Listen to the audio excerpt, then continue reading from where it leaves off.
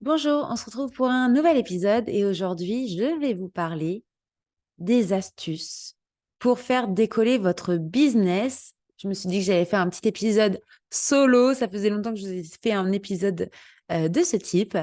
Donc aujourd'hui, je vais vous plonger dans le monde des astuces pour faire décoller votre entreprise. Donc que vous soyez un entrepreneur débutant ou que vous cherchez simplement à donner un coup de pouce à votre entreprise, eh bien, vous êtes au bon endroit. Je vais vous donner donc plusieurs segments, plusieurs astuces à mener pour faire décoller votre business.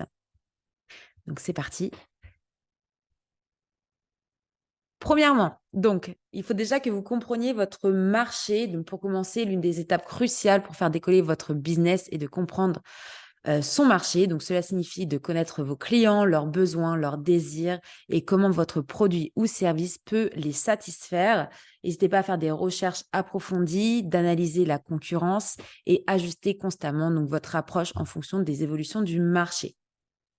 Pour vous donner quelques astuces pour comprendre votre marché, ce serait donc déjà d'effectuer des enquêtes auprès de vos clients actuels et vos clients aussi potentiels pour comprendre leurs besoins spécifiques. N'hésitez pas à adapter donc ces enquêtes en fonction de votre activité. Vous pouvez totalement faire des enquêtes via un Google Form. Voilà, vous pouvez faire des questions à multiples choix pour faciliter aussi les réponses, pour éviter de faire trop travailler vos clients et demander trop d'écriture. N'hésitez pas à faire une question, plusieurs réponses, même demander des statistiques, faire une enquête plutôt générale pour pouvoir comprendre au mieux votre marché tout simplement. Ensuite, vous pouvez également utiliser des outils d'analyse de marché pour identifier les tendances et les opportunités émergentes. Vous avez des sites internet qui sont dédiés à ça. Vous pouvez aussi également utiliser les réseaux sociaux, aller dans les moteurs de recherche en fait, des réseaux sociaux, que ce soit sur TikTok, Instagram, pour la plupart. Ça peut même mettre LinkedIn, où vous allez donc aller dans le moteur de recherche, taper vos mots-clés, voir par exemple les vidéos qui ressortent le plus, celles qui ont le plus fonctionné, les posts qui ont le plus fonctionné, quels sont les posts en top, on va dire, de votre sujet de prédilection. Voilà, n'hésitez pas à vous faire une petite liste euh, de tous vos services, tout simplement, de ce que vous proposez. Faites-vous une liste de mots-clés. Cette liste de mots-clés pourra notamment vous aider à comprendre votre marché, mais il pourra aussi vous aider à faire des recherches beaucoup plus approfondies, mais aussi des veilles concurrentielles. Vous avez également, pour ceux qui utilisent un petit peu Meta, donc Meta, c'est la Meta Business Suite, donc l'outil de Facebook et Instagram. Dans l'outil Meta, vous pouvez aussi totalement aller dans vos statistiques à vous, faire des études de vos propres statistiques, mais vous pouvez également faire du benchmarking. Donc, vous pouvez entrer donc tous vos concurrents, les réseaux sociaux de vos concurrents, les réseaux sociaux à surveiller qui sont soit des concurrents directs ou des concurrents donc indirects. Et le fait de faire cette liste-là va vous donner des alertes statistiques des meilleurs posts qu'ils ont eux-mêmes publiés, que ce soit encore une fois des posts photos, des carousels, des vidéos. Grâce à cette analyse de contenu, vous allez pouvoir comprendre pourquoi ce contenu fonctionne chez vous et pas chez eux et pas chez vous, justement. Et essayer donc d'adapter tout simplement votre communication pour pouvoir avoir une communication beaucoup plus engageante et une communication qui sera beaucoup plus impactante. Encore une fois, le fait d'analyser les statistiques de soit vos réseaux sociaux ou faire des enquêtes auprès de vos clients, vos prospects, même vos plus vos anciens clients, même vos proches, en fait, des personnes qui sont susceptibles d'utiliser vos produits ou de faire appel à vos services, vous permettra de comprendre au mieux les besoins, les désirs de ces fameuses personnes qui pourraient être des clients donc potentiels. Une dernière astuce pour comprendre votre marché, c'est de créer bien sûr des personas. Et pour ceux qui sont un peu plus étudiants, qui entendront ce mot, je sais que c'est un peu bateau de créer donc des avatars clients, mais ça vous permettra encore une fois de mieux cibler vos efforts marketing et de pouvoir comprendre réellement quelle typologie de clients vous voulez cibler et donc adapter votre ton de ciblage pour ces fameux clients. C'est-à-dire qu'un client lambda, vous allez peut-être lui parler d'une telle manière, un autre peut-être d'une autre manière. Peut-être que certains prospects auront envie voilà, de faire appel à vous sur X et Y services et peut-être d'autres voilà, ne feront pas appel à ces services, mais peut-être que voilà, certains prospects feront appel à d'autres. Enfin bref, vous m'avez comprise, je suis en train de me perdre dans cette histoire de personae. C'est du coup, j'imagine plein d'avatars clients. Mais l'idée, c'est pas non plus d'avoir 1 million d'avatars clients. Si vous en avez 1, 2, voire 3 grand maximum, c'est totalement suffisant, sachant que si vous commencez à parler à tout le monde, c'est de parler à personne. Donc l'idée, c'est de parler vraiment, d'avoir un ton spécifique à chaque prospect, à chaque avatar client pour pouvoir mieux le cibler. Donc là, ça part donc de juste une analyse de votre marché, analyse de la concurrence également, bien sûr, encore une fois. Mais l'idée, c'est vraiment de voir l'évolution aussi de ces clients-là, de ces fameux avatars clients, en sachant que le monde évolue, les envies clients évoluent, les demandes clients évoluent et l'exigence des clients évolue également. Donc, il faut que vous appreniez à évoluer avec vos clients pour pouvoir rester voilà, au cœur de ce marché qui est de plus en plus concurrentiel. Donc, premièrement, donc, comprendre votre marché. Deuxièmement, ça va être vraiment de développer une stratégie marketing solide. C'est un peu le nerf de la guerre pour faire décoller votre business, le marketing, bien sûr.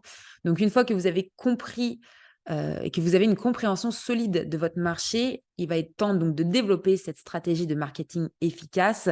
Cela peut inclure, bien sûr, la création d'un site Internet convaincant, l'utilisation des réseaux sociaux pour atteindre votre public cible, mais aussi l'investissement dans des campagnes publicitaires ciblées.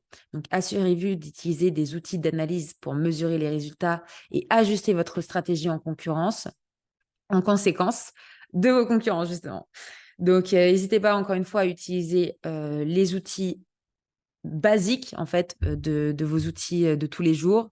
Donc, vos réseaux sociaux, chaque réseau social a un outil d'analyse de statistiques, que ce soit TikTok Business, LinkedIn Business, enfin LinkedIn pour entreprise, du coup, ça s'appelle, que ce soit Meta Business, Suite.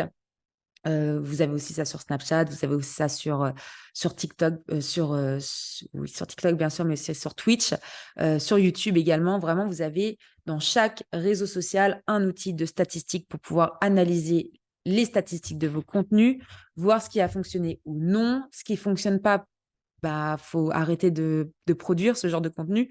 Pourquoi continuer à se fatiguer à créer du contenu si celui-ci n'est pas engageant ou si celui-ci n'est pas ne gagne pas en visibilité, en fait, tout simplement. C'est un bon post, c'est un post qui engage. Donc, ça fait partie aussi d'une tactique, on va dire, de call to action. On va appeler ça des boutons à l'action, des phrases à l'action. C'est-à-dire que quand vous faites un post, que ce soit un post photo, encore une fois, un carrousel, un PDF, une enquête, un sondage, postez juste une vidéo. L'idée, c'est d'engager votre communauté à chaque fois que vous postez ce genre de contenu pour pouvoir générer un maximum d'interaction en fait sur ces contenus en question. Les questions peuvent être simples, c'est de les faire participer, donc leur poser une question par rapport au post ou au texte que vous venez de publier. Ça peut être aussi juste un appel au lien. Donc, si c'est sur Instagram et Facebook, par exemple, ça va être un appel au lien dans votre description.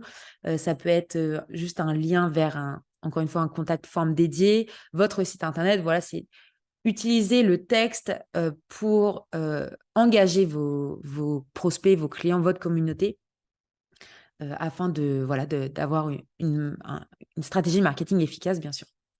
Donc, les astuces là-dedans pour développer cette stratégie marketing solide, c'est déjà donc d'investir dans la création d'un site Internet convivial. Ça serait le must, on va dire. Après, j'entends qu'il y a certaines personnes qui se lancent et qui n'ont pas forcément les moyens tout de suite pour pouvoir faire appel à un prestataire externe pour pouvoir créer votre site Internet vitrine ou e-commerce.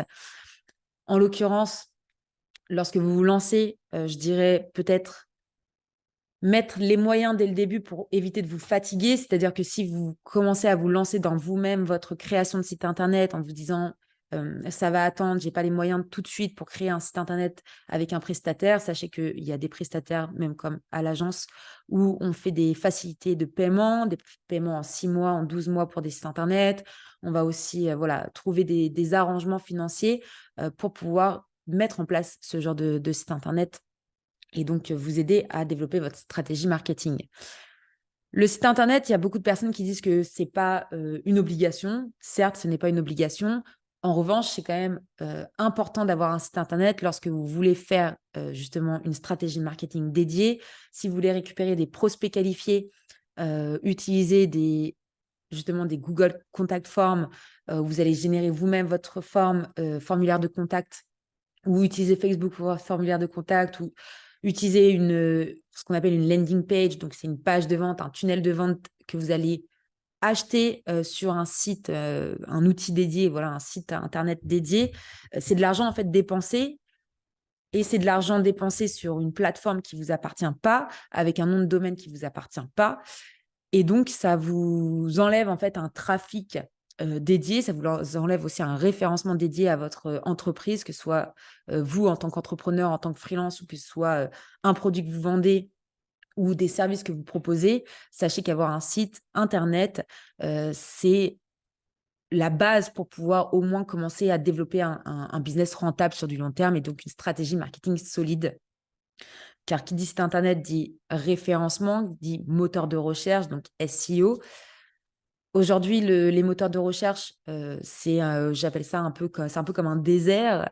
Il y a plein de grains de sable dans ce désert, et donc parfois c'est compliqué de trouver un certain grain de sable dans ce grand désert qui est la toile d'Internet finalement. Donc le fait d'investir dans un site Internet dédié et c'est pas forcément de l'argent, hein, c'est investir aussi du temps à ce site internet avec ce nom de domaine qui vous appartient. C'est d'investir du temps pour optimiser votre référencement et donc monter dans le référencement de ce fameux moteur de recherche qui est donc primordial, je pense, quand on veut avoir une entreprise solide et qu'on veut scaler, donc développer son chiffre d'affaires sur une période dédiée.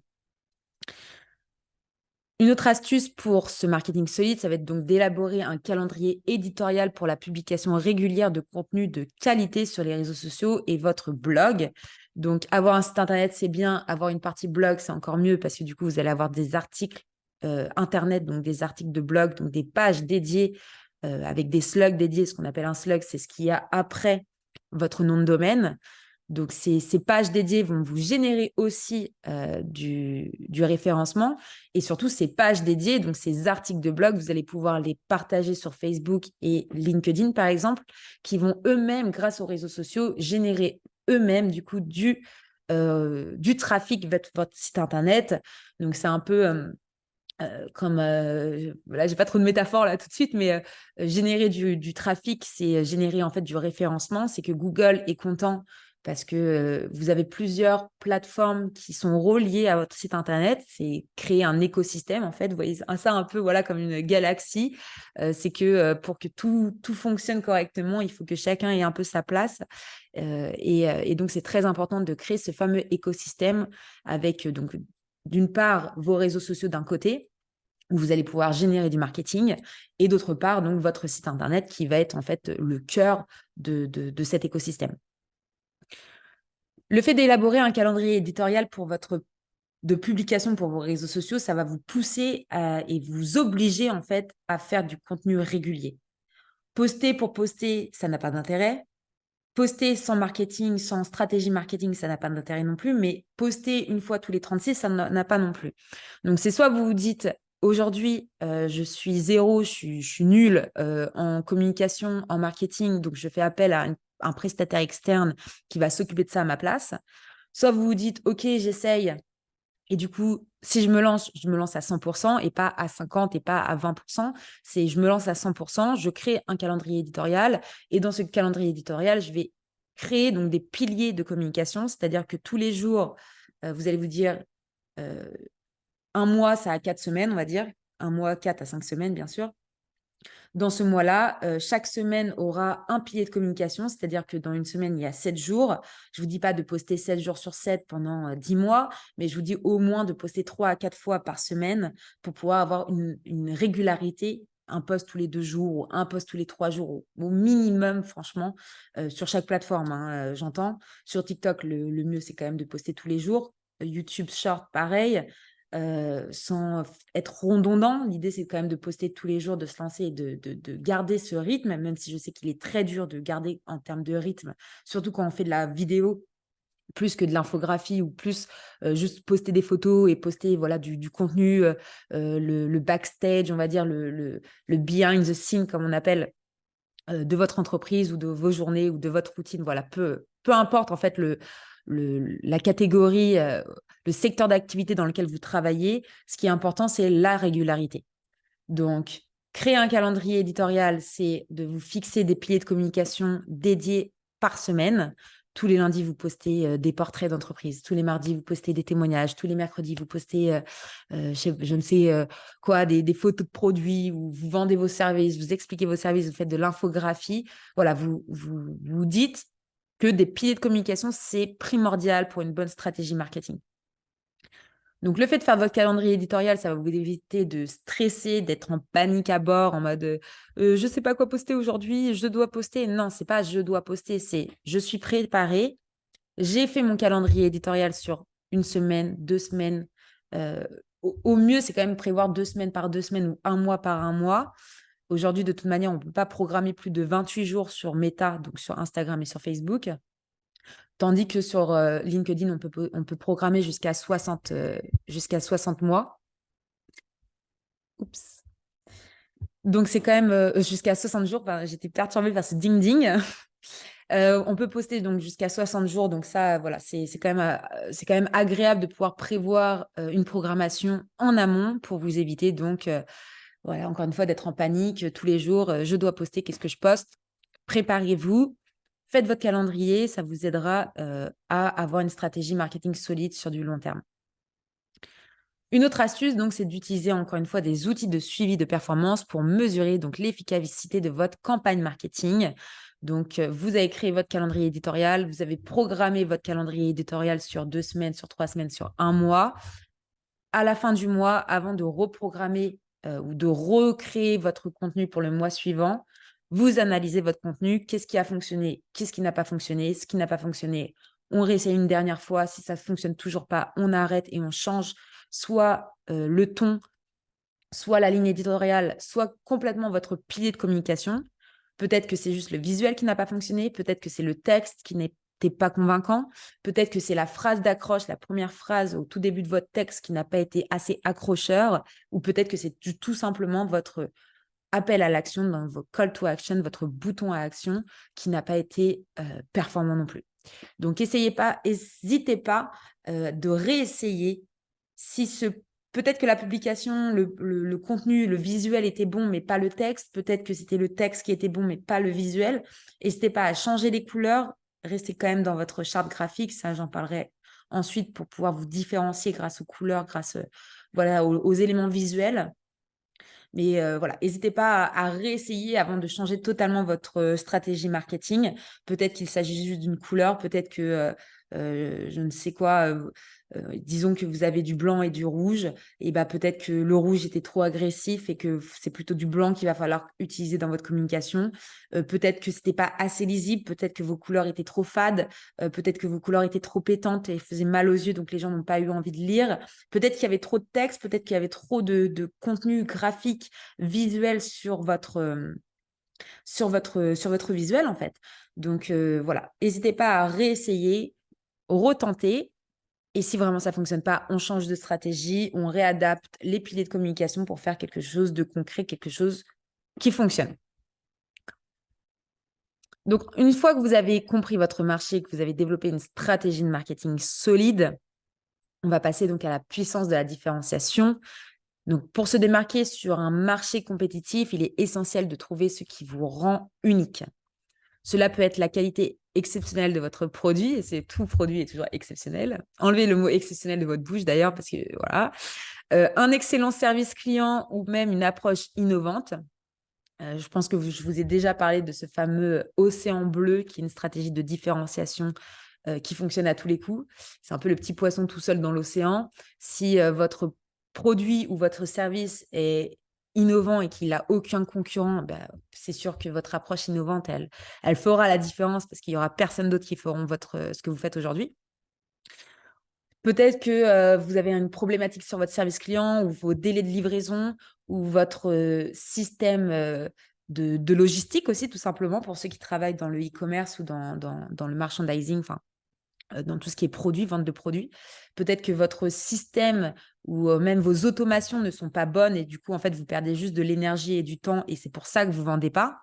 Peut-être que quand il s'agit de service, encore une fois, ça peut être aussi le service client qui est mauvais. Peut-être que vos commerciaux sont mauvais. Peut-être que ce n'est pas votre produit, ce n'est pas votre service qui est mauvais, mais tout le cycle de vente finalement.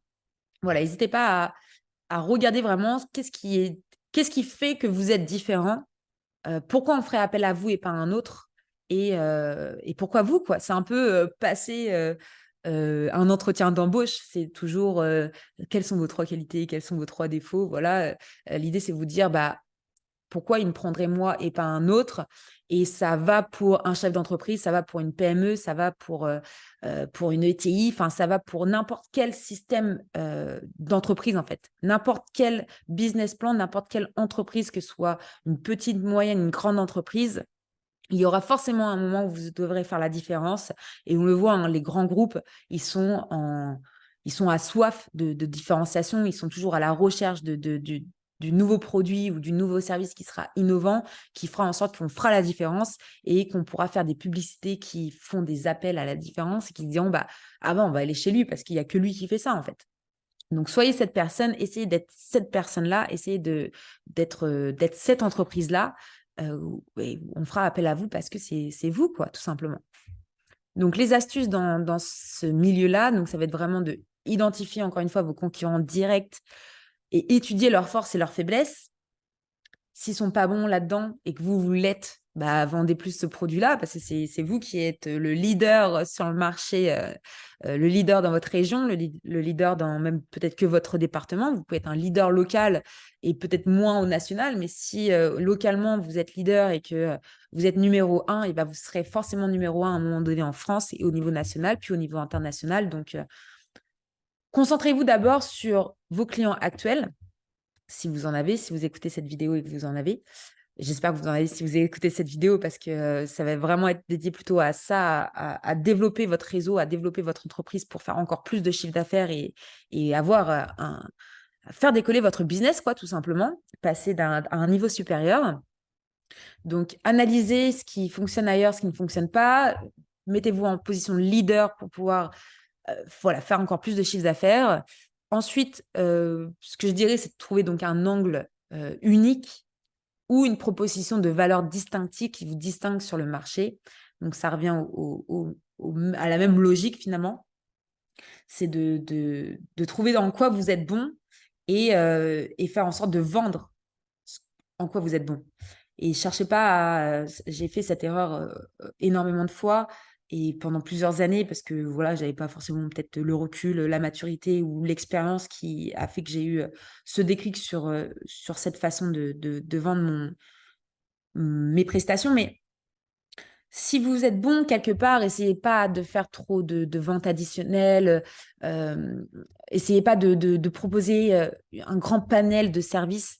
Je compare toujours ça un peu au restaurant.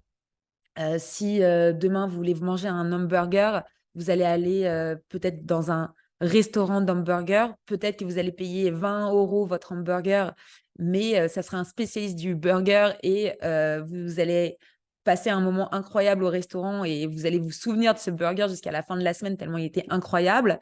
Alors que si vous allez chez le petit restaurant du coin qui fait des sushis, qui fait des pizzas et des burgers et que peut-être que vous allez payer votre burger que 10 balles, mais à côté de ça, il va peut-être être dégueulasse et vous allez regretter et vous allez avoir mal au ventre.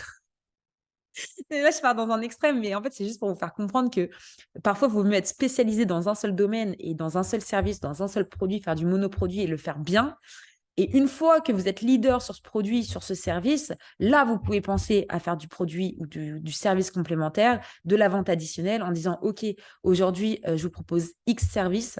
Eh bien, nous, aujourd'hui, on est capable de vous proposer ce service complémentaire qui va faire en sorte que, du coup, vous allez en faire encore plus de chiffres ou vous allez être encore plus content de ce service-là. Donc ça va, voilà, je prends l'exemple du restaurant, c'est pas pour dénigrer les restaurants. Ça peut être l'exemple même d'un salon d'esthétique. Si vous voulez vous faire masser, vous allez plutôt être tenté d'aller dans un salon de massage professionnel plutôt que d'aller chez une esthéticienne qui fait les ongles, qui fait les cils et qui fait les massages. Vous n'allez pas avoir la même expérience de massage chez quelqu'un où la même personne fait tout en même temps, quoi. Donc voilà, réfléchissez à comment avoir votre valeur distinctive pour faire la différence sur votre marché. Et ensuite, bien sûr, c'est évident, c'est communiquer clairement sur votre différenciation à travers votre branding, à travers votre marketing. Quand je dis branding, je ne parle pas de personal branding. Le personal branding, c'est le fait de devenir une marque. C'est le fait d'utiliser son image, d'utiliser sa voix, son visage, un peu comme je le fais actuellement. Moi, je fais du personal branding. C'est d'utiliser qui tu es pour générer du chiffre d'affaires sur ton entreprise. C'est-à-dire qu'aujourd'hui, il y a énormément de chefs d'entreprise qui font ça. On les voit aussi beaucoup sur LinkedIn d'ailleurs. Un peu les top voice LinkedIn, c'est ça, c'est du personal branding, c'est on fait appel à cette personne-là ou on fait appel à cette entreprise-là parce que le chef d'entreprise dévoile des valeurs que j'apprécie, dévoile une expertise que j'ai besoin et donc je vais faire confiance au PDG, je vais faire confiance au chef d'entreprise ou au directeur marketing, au directeur commercial. Je vais faire confiance à cette personne-là parce qu'il incarne voilà, c'est un personal branding, donc il incarne l'image de marque que j'ai envie, avec laquelle j'ai envie de travailler. Et cette image de marque-là, en fait, me donne envie de travailler avec son entreprise et pas une autre. Et donc, c'est grâce à ce personal branding que ce client, ce prospect va faire appel à cette entreprise-là. Ensuite, le branding, c'est le fait de créer une marque autour de votre entreprise. C'est-à-dire que encore une fois, hein, peu importe la taille de l'entreprise dans laquelle je vous parle, c'est l'entreprise aujourd'hui, le consommateur attend énormément d'une entreprise. Il attend de partager des valeurs, de plus en plus même écologiques. Il attend de travailler, de faire appel à ces services-là parce que l'entreprise a une marque qui est forte, des valeurs qui sont fortes.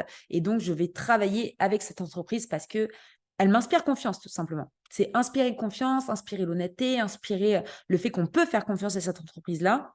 Il y a tellement eu d'arnaques dans les e-commerce, dans la formation, dans tout ce qui était CPF, dans tout ce qui était, enfin dans tous les domaines en fait, hein, que ce passe du bâtiment à l'immobilier, que ce soit dans la restauration, l'hôtellerie, enfin peu importe, même le voyage, toute industrie a eu plus ou moins une mauvaise réputation à un moment donné.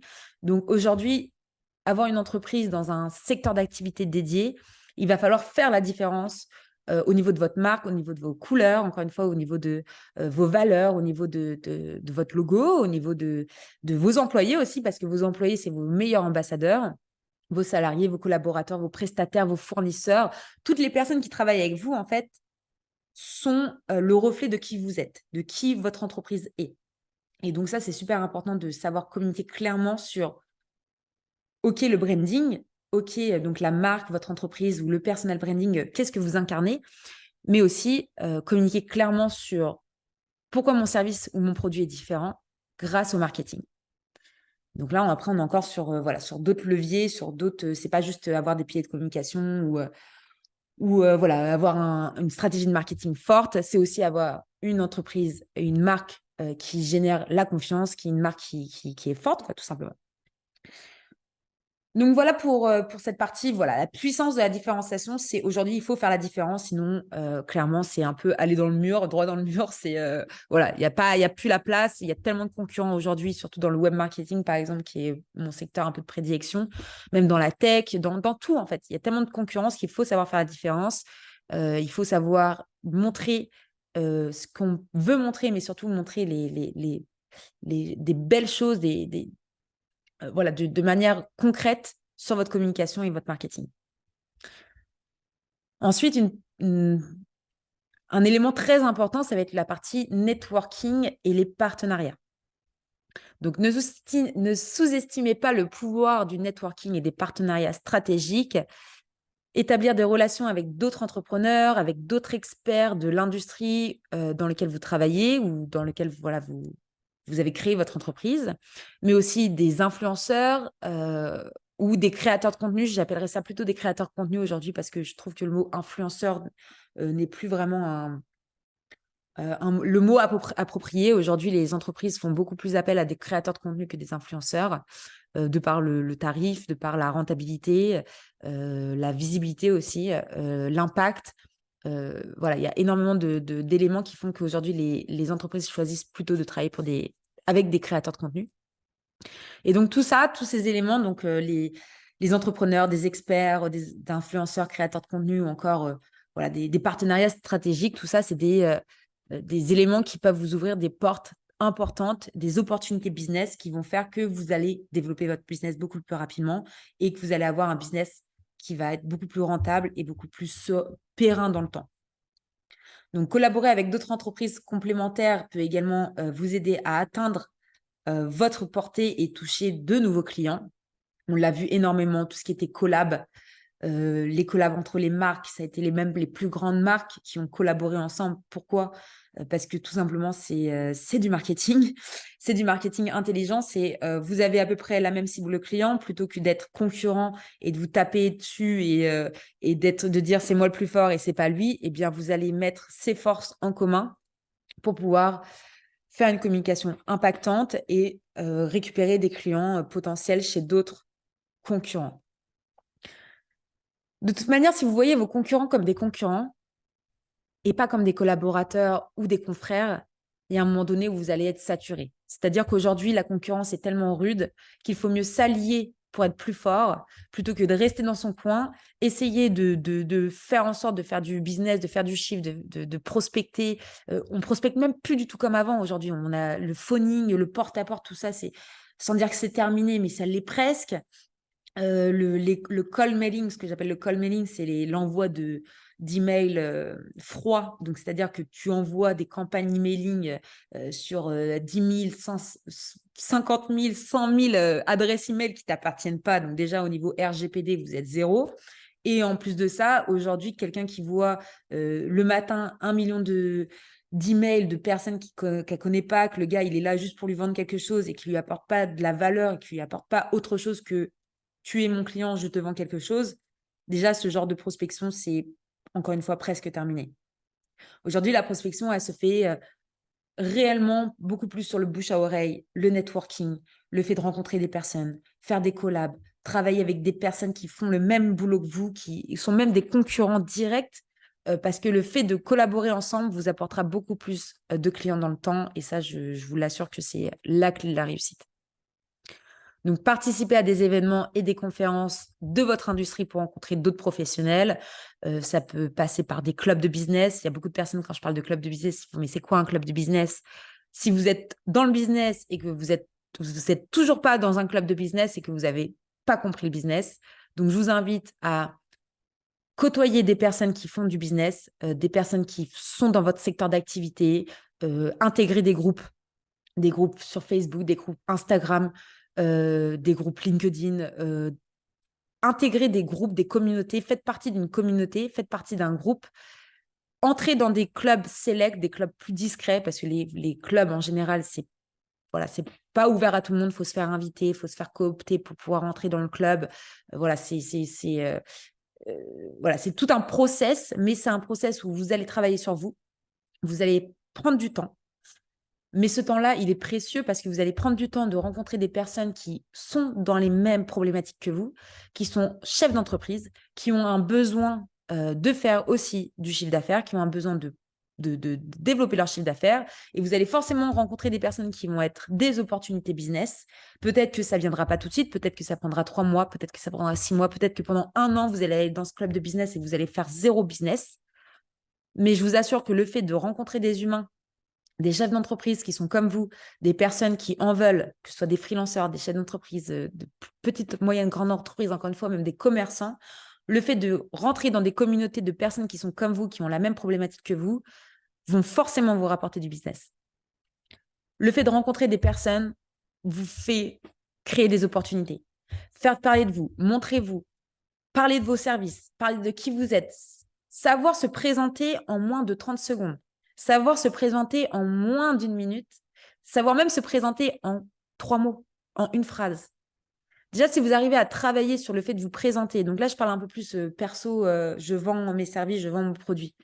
Peut-être qu'il y a des personnes qui ne vont pas se sentir concernées dans ce genre d'approche, mais juste ça, dire, même si demain vous faites 1 million d'euros de chiffre d'affaires, le fait de rencontrer des personnes, de toujours être à l'affût des opportunités, de faire du networking, d'aller boire un verre à la fin de la semaine, faire des after-work, faire tous ces genres d'événements qui soient publics ou privés, ou que vous deviez payer 20 euros, 50 euros, 100 euros pour être présent à cet événement, faire des conférences. Tout ça, c'est de l'énergie que vous mettez pour vous donner des opportunités business. Donc, participer à ces événements, ces conférences, entrer dans des clubs de business, créer du réseau, rechercher des opportunités de collaboration avec des entreprises complémentaires. Si lui, il est bon il est bon en marketing et que toi, tu es bon en web, bah, tu vas aller faire un partenariat avec lui parce qu'il y aura forcément des clients qui auront besoin un jour d'un site internet et moi, j'aurai forcément un jour besoin de clients qui voudront faire de la publicité, par exemple. Donc, faites des opportunités de collaboration avec des entreprises complémentaires. Si vous êtes dans l'industrie et que lui fait telle métallurgie et que vous faites du bois, bah, faites un partenariat. Peut-être qu'un jour, il aura des clients qui veulent du bois et peut-être que lui, un jour, vous aurez des clients qui veulent du métal, en fait. Donc, vraiment, toute industrie confondue, ça fonctionne à tous les coups. Ensuite, ça va être créer un réseau en ligne en suivant et en interagissant avec des experts de l'industrie sur les médias sociaux. Suivre, parler, partager, écrire à des personnes qui font la même chose que vous, encore une fois, c'est de créer un réseau. C'est pas envier un concurrent, c'est pas se dire ah lui il a fait plus de chiffre d'affaires que moi ou ah lui il a réussi à avoir ce client-là et pas moi ou ah lui il a récupéré ce client qui m'appartenait. Non, si ça s'est fait, si ça devait se faire. Donc créer un réseau de concurrents en fait. Qu'est-ce qu'on s'en fiche que ce soit un concurrent? C'est un confrère, c'est quelqu'un qui fait la même chose que vous. C'est quelqu'un, peut-être qu'un jour, vous aurez besoin de lui. Peut-être qu'un jour, vous n'aurez jamais besoin de lui. Peut-être qu'un jour, c'est lui qui aura besoin de vous. Ou peut-être qu'un jour, ce sera même votre associé, en fait. Donc, pensez loin, pensez réseau, pensez rencontre et prenez du temps à ça. Prenez du temps à cet enrichissement humain et prenez pas du temps à cet enregistrement, à cet enrichissement humain dans l'espoir de faire du business. Si vous arrivez dans des clubs de business ou dans des networking et que votre seule préoccupation, c'est de parler de votre produit, de parler de votre service et de distribuer des cartes de visite, ça pareil, vous avez tout faux. Serrez des mains, parlez de tout sauf du business, allez à la rencontre d'autres et échanger. Comment tu t'appelles? Tu as des enfants? Tu es marié? Quel a été ton parcours? Qu'est-ce que tu as fait hier? Tu as été en vacances? Ah ouais, cool. Ah bah moi aussi. Parlez voyage, parlez nourriture, parlez de vos hobbies, parlez de votre passion, parlez de tout sauf du business en fait. Parce qu'un club de business, certes, c'est un club où on doit faire du business, mais avant tout, il faut voir au moins 4 fois la personne. Au moins, commencer à connaître, commencer à retenir le prénom, commencer à retenir qu'est-ce qu'il fait, qu'est-ce qu'elle fait. Commencer à créer un lien réel. Et une fois que cette bulle, on va dire, cette synergie, elle est créée, là, vous avez place à... Tu connais pas quelqu'un qui cherche à acheter une voiture, qui cherche à X choses. Et là, vous pouvez passer en position de je vends mes produits, je vends mes services et je fais du business. Ensuite, ça va être investir dans de la formation continue. L'apprentissage continu est un élément clé pour faire décoller votre entreprise. Restez à jour avec les dernières tendances de votre secteur, participez à des formations, lisez des livres et écoutez des podcasts, comme celui-ci d'ailleurs, pour acquérir de nouvelles compétences et des idées. C'est primordial de rester à l'affût des nouvelles technologies, rester à l'affût de ce qui se passe dans le monde, être à l'affût de tout. Si vous ne vous formez pas, si vous ne prenez pas le temps d'être dans un apprentissage continu, je vous assure que votre entreprise, elle va couler dans les moins d'1 an. Allez, je vous donne 3 ans maximum. Il faut que vous allouez du temps chaque semaine à la lecture, à la visualisation de webinaires liés à votre secteur. Il faut que vous appreniez quelque chose toutes les semaines. Je sais, pour certains qui sont en train de m'écouter, qui me regardent, ils disent « Ouais, mais moi, j'ai pas le temps. » Personne n'a le temps, en fait. Il faut se dire que dans une semaine, on a 7 jours. Dans une journée, on a 24 heures. On a tous des choses à faire. On a tous des obligations, que ce soit familiales, que ce soit professionnelles, que ce soit la fatigue. C'est un peu comme l'excuse de « j'ai pas le temps de faire du sport ». Non, c'est pas que tu n'as pas le temps de faire du sport, c'est que tu n'as pas envie de faire du sport. Donc, si tu me dis que tu n'as pas le temps de lire ou que tu n'as pas le temps de regarder un webinaire ou que tu n'as pas le temps de te former, c'est qu'une fois dans l'année, c'est pas que tu n'as pas le temps, en fait, c'est que tu veux pas. C'est un peu comme une histoire amicale, quoi. Si tu n'as pas le temps de voir la personne, c'est que la personne, en fait, tu n'as pas envie de la voir. Tu vas pas dire à quelqu'un que tu as envie de voir que tu n'as pas le temps de la voir, en fait. Tu as forcément le temps de la voir. C'est juste que tu t'alloues pas le temps de la voir, cette personne-là. Et c'est pareil dans la formation. Si tu prends pas le temps de te former, si tu prends pas le temps de t'éduquer, si tu prends pas le temps de t'instruire, c'est que tu n'as pas envie de t'instruire, c'est que tu n'as pas envie d'évoluer et que tu vas rester à ton même seuil, notamment à l'heure d'aujourd'hui où le numérique est en période d'évolution constante, positivement, je parle, en évolution croissante. Si tu prends pas le temps de connaître ces nouveaux réseaux sociaux-là, les nouveaux réseaux, comment ça fonctionne, qui les utilise, quels sont les nouveaux logiciels que tout le monde parle, quelles sont les nouvelles tendances aussi numériques, technologiques, tu ne seras plus à la page dans quelques années. J'entends beaucoup de chefs d'entreprise de 40, 50, 60 ans qui me disent « Ouais, va, tu sais, la génération Z, moi, je comprends rien. » Ouais, mais pourquoi tu comprends rien aujourd'hui? C'est qu'en fait, quand il y a 10 ans, Facebook est sorti, qu'Instagram est sorti, qu'il y a 5 ans, TikTok est sorti. Ouais, ça fait 5 ans. Quand tous ces réseaux-là sont sortis il y a plusieurs années, que tu étais là, ouais, non, moi, oh, je m'en fous, ça m'intéresse pas, tout ça. Et qu'aujourd'hui, tu te retrouves à être dans l'obligation de faire appel à des personnes comme moi qui sont dans la technologie, qui savent faire du marketing digital, qui savent faire de la publicité, qui savent créer des sites internet et faire des écosystèmes web marketing pour que tu génères du business, c'est que tu n'as pas pris le temps de connaître ces outils, c'est que tu n'as pas pris le temps d'approfondir et de te former à ces outils-là. Et donc aujourd'hui, tu es obligé de faire appel à une personne externe qui va t'expliquer comment ça fonctionne, qui va les utiliser à ta place. Et du coup, tu vas être obligé de déléguer parce que tu ne connais pas, parce que tu ne sais pas. Donc, plutôt que déléguer peut-être à une personne, tu vas peut-être devoir avoir un service complet de marketing. Tu vas peut-être devoir avoir un consultant ou un coach que tu vas payer X euros par mois, par trimestre, par an.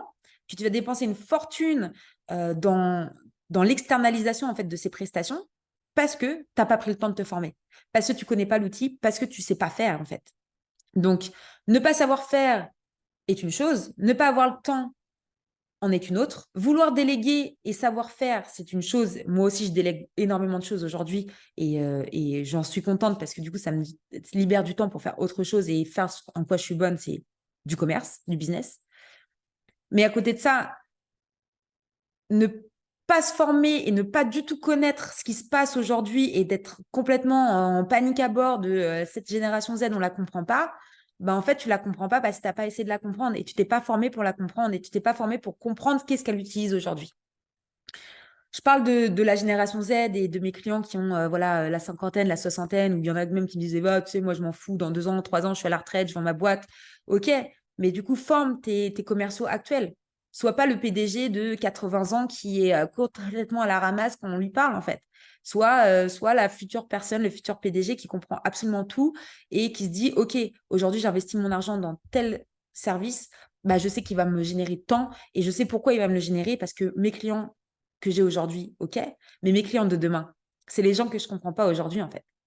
Donc, tout ça, c'est super important voilà, de rester à l'affût, de lire, de voir des webinaires, de se former. Donc, inscrivez-vous à des cours en ligne, inscrivez-vous soit à des ateliers pour avoir de nouvelles compétences qui sont pertinentes à votre industrie, échanger des connaissances avec d'autres entrepreneurs, avec d'autres professionnels par le groupe de discussion en ligne. Ça peut être des groupes WhatsApp, ça peut être encore une fois des clubs de business où vous allez vous réunir une fois par semaine, une fois toutes les 2 semaines ou juste une fois par mois, où vous allez échanger sur les nouveautés, sur les nouvelles problématiques voilà, que vous pouvez avoir dans votre vie de tous les jours. en tant que chef d'entreprise, bien sûr.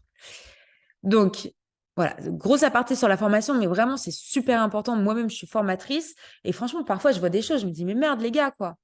Enfin, vous êtes pas, on n'a pas non plus une super différence d'âge, quoi. J'ai même des clients, ils ont 30 ans, ils sont à la ramasse. Et c'est triste, quoi, d'avoir 30 ans, d'être à la ramasse, les gars. Genre, non, réveillez-vous, en fait. Réveillez-vous, parce que c'est pas dans 20 ans qu'il va falloir se réveiller et comprendre les enjeux d'aujourd'hui. C'était mon coup de gueule du jour, quoi. Le coup de gueule du podcast. Bref, donc investir dans la formation continue. Ensuite, ça va être la gestion financière. Et c'est un peu mon dernier aparté de comment faire décoller son business. Donc, on va parler de comprendre votre marché. Donc, normalement, la plupart des chefs d'entreprise comprennent à peu près leur marché parce que, bon, quand même avoir un minimum de compétences sur votre marché pour pouvoir commencer à scaler et générer du chiffre d'affaires, que ce soit doubler ou tripler ou quadrupler votre chiffre d'affaires. L'idée aujourd'hui, c'est de faire décoller votre business, peu importe le seuil où il est à l'heure d'aujourd'hui. Développer une stratégie marketing solide, utiliser la puissance de la différenciation. On a parlé rapidement du branding, du personal branding, du marketing. J'avais fait d'autres épisodes à ce sujet. Si vous en voulez vraiment d'autres, beaucoup plus spécifiques, je vais reprendre vraiment les épisodes solo parce que c'est vrai que ça fait énormément de temps que je n'ai pas fait d'épisodes solo. Et quand je vois les statistiques, parce que je regarde mes statistiques, je vois que les épisodes solo vous plaisent énormément et que j'ai énormément de bons retours sur ces micro masterclass, on va dire. Donc, je continuerai ça d'ailleurs. Donc, vous me direz en commentaire, en DM, si vous voulez, voilà, un peu plus d'épisodes de ce type et quel sujet vraiment vous avez besoin, vous avez envie dont je parle. Ensuite, on a parlé donc du networking et des partenariats, investir dans la formation. Et là, donc, dernier point de cet épisode de podcast, ça va être donc la gestion financière. Donc, enfin, n'oublions pas l'importance de la gestion financière pour avoir un business rentable. Surveillez de près vos dépenses, établissez un budget solide et assurez-vous de mettre de l'argent de côté pour la croissance future de votre entreprise. La gestion prudente de vos finances est essentielle pour maintenir la visibilité à long terme de votre entreprise. J'ai vu énormément de freelance en micro-entreprise dépenser tous leurs bénéfices, mais dépenser stupidement leurs bénéfices. C'est-à-dire qu'aujourd'hui, ils se retrouvent avec un business où ils étaient freelance en micro-entreprise, où tout allait bien, où ils faisaient, je ne sais pas combien d'euros de chiffre d'affaires par mois et par année. Et aujourd'hui, ils sont en galère parce qu'ils ont dû changer de statut, parce qu'ils n'ont aucune notion des vraies problématiques de je suis PDG ou je suis directeur ou je suis gérant d'une entreprise. C'est pas les mêmes charges, c'est pas la même fiscalité, c'est pas les mêmes impôts sur le revenu, c'est pas les mêmes impôts sur la société, c'est pas du tout les mêmes problématiques, c'est pas les mêmes prix qui partent tous les mois ou tous les ans aux impôts. Et ne vous inquiétez pas, la DGPI elle va être très contente de se servir dans votre petit compte bancaire. Donc, avoir une gestion prudente de votre finance, ça va être la clé de la réussite. Pourquoi? L'idée, c'est pas d'avoir une trésorerie qui dort. L'idée, c'est d'avoir une trésorerie qui vous permet d'être périn dans le temps, qui vous permet notamment, on l'a vu, hein, la crise sanitaire en 2020, combien d'entreprises françaises ont fermé, combien d'entreprises françaises sont encore debout aujourd'hui, combien d'entreprises françaises fêtent leurs 5 ans, leurs 8 ans, leurs 10 ans, leurs 15 ans, leurs 20 ans, leurs 30 ans aujourd'hui. Si vous voulez être une entreprise pérenne qui dure dans le temps, il va falloir apprendre à gérer votre budget, établir donc un budget détaillé qui inclut donc vos provisions de dépenses, imprévues et prévues, parce qu'il y aura toujours des imprévus. Que vous vendez des produits, des services, même si vous n'avez pas de bureau, il y aura forcément des imprévus à un moment. Il y aura forcément un moment où vous allez devoir racheter du matériel, où il y a forcément un moment où vous allez devoir investir votre argent dans un nouveau site internet, du marketing, de la com, de la publicité, des prototypes pour créer une nouvelle collection de produits pour justement faire la différence et commencer à faire plus de business ou au moins générer un chiffre d'affaires beaucoup plus élevé que vous avez pu faire. Il va falloir que vous prévoyiez cette dépense pour être inserein, prévoir les imprévus, donc que ce soit la crise existentielle comme la crise de 2020. Avant, il y a eu la crise des subprimes, 2008. Enfin, oui, voilà, il y a eu plein de crises financières qu'on a où on a dû survivre, où on a dû faire face en tant que chef d'entreprise. Et il y a des crises où, voilà, qui ne préviennent pas. L'inflation aujourd'hui, c'est des crises qui ne préviennent pas et c'est des choses qu'on doit faire face. Et c'est des choses dans lesquelles voilà, on va avoir beaucoup plus de dépenses qui n'étaient prévues dans les années précédentes. Donc, suivez régulièrement vos flux de trésorerie pour vous assurer que votre entreprise reste rentable. Allez pas investir sans avoir un visu de ce que cet investissement va pouvoir vous rapporter. Investissez intelligemment et consultez un comptable ou un expert financier pour obtenir des conseils spécifiques à votre entreprise. Une bonne fiscalité, c'est la clé d'une entreprise pérenne. Avoir une trésorerie, la dépenser intelligemment, investir votre argent, soit dans des capitals propres, soit générer des dividendes pour les investir dans le patrimoine, créer une holding, créer une SCI, investissez dans la pierre. Faites en sorte que votre bénéfice soit réduit de manière intelligente pour, un, ne pas payer trop d'impôts sur la société, deux, avoir une entreprise qui prend en comment dire, pas en chiffres, mais en valeur, avoir une entreprise qui est valorisée. Bon, je ne vous parle pas non plus de 440, hein, on n'en est peut-être pas là. Je pense que si quelqu'un m'écoute aujourd'hui et qui est au 440, je pense que ouais, j'ai beaucoup de chance et merci de m'écouter si tu es au 440. Mais je pense qu'on n'y est pas encore. Donc, avant d'être au 440 et avant de te dire, OK, mon entreprise, elle pèse dans le game et elle est dans le 440, il y a encore de la marge si tu m'écoutes aujourd'hui. Donc, n'hésite pas à investir ton argent intelligemment dans des placements financiers. Investissez, voilà, que ce soit dans la pierre, dans les finances, même dans des entreprises. Vous pouvez investir dans énormément de choses aujourd'hui, pas que la pierre. Investissez intelligemment. Investissez aussi votre argent chez des prestataires externes pour valoriser votre entreprise ou faire des campagnes marketing, des campagnes web marketing, des campagnes publicitaires impactantes qui vont vous rapporter du chiffre d'affaires. L'idée, c'est pas d'investir 10 000 euros par mois sur Google Ads dans l'espoir d'être le premier sur votre moteur de recherche. L'idée, c'est d'investir convenablement, correctement et intelligemment. Donc, voilà un peu pour ces différents segments que j'ai pu aborder aujourd'hui avec vous. Encore une fois, l'idée, c'est d'avoir des astuces pour faire décoller votre business en 2023 et 2024, parce qu'on est bientôt à la fin de cette année 2023. Pensez 2024. 2024, c'est demain. Je ne veux pas vous faire peur. Hein. Je ne veux pas vous parler de Noël et du sapin ou de la dinde. Mais l'idée, c'est qu'aujourd'hui, les petites actions que vous allez mettre en place, ça va être des facteurs essentiels pour votre développement en 2024. Donc voilà un peu pour ce parcours de quelques astuces essentielles pour faire décoller votre business. Donc rappelez-vous encore une fois que le succès ne vient pas du jour au lendemain, mais avec de la persévérance, de la créativité, un engagement constant envers l'amélioration.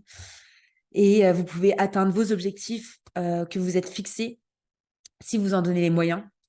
Donc merci à tous d'avoir écouté cet épisode I Am the Boss. Et je vous dis à bientôt pour un nouvel épisode.